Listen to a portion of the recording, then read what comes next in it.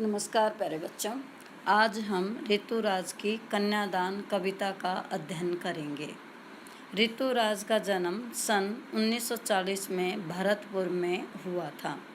राजस्थान विश्वविद्यालय से उन्होंने अंग्रेजी में एमए किया था।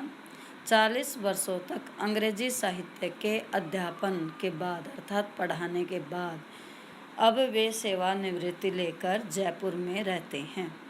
उनके अब तक 8 कविता संग्रह प्रकाशित हो चुके हैं, जिनमें एक मरणधर्मा और अन्य पुल पर पानी, सूरत नीरत और लीला मुखार बिंद प्रमुख हैं।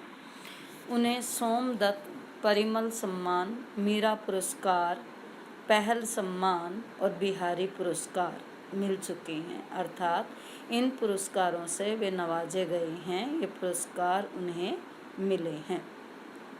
मुख्य धारा से अलग समाज के हाशिए के लोगों की चिंताओं को ऋतुराज जी ने अपने लेखन का विषय बनाया है।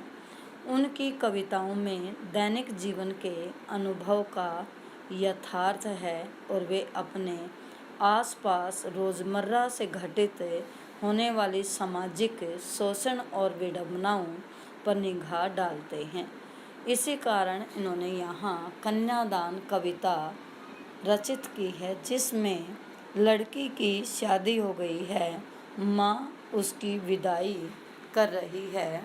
विदाई के समय माँ सबसे अधिक दुखी है, क्योंकि माँ को ऐसा लग रहा है कि जो एकमात्र सहारा उसकी बेटी थी, उसके दुख सुख में साथ देती थी, उसकी भावनाओं को समझती थी, आज वह भी उसे छोड़कर जा रही है। इस कविता में माँ बेटी को स्त्री के परंपरागत आदर्श रूप से हटकर सीख दे रही है। वह समाज से अपनी बेटी को सचेत कर रही है, या यूँ कहें पुरुष की कुटिलता से सचेत कर रही है।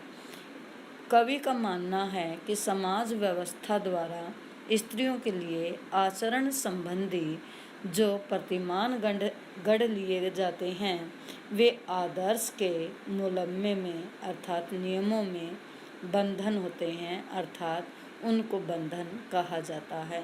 इसी कारण माँ अपनी बेटी की विदाई के समय बेटी को शिक्षा देती है कि तुझे साहसी और निडर बनकर जीवन जीना है, अपनी सुंदरता पर कभी भी घमंड नहीं करना है और जीवन में आने वाली समस्याओं को देखकर दुखी नहीं होना है, हार नहीं माननी है, बल्कि साहसी निडर बनकर अपना जीवन व्यतीत करना है।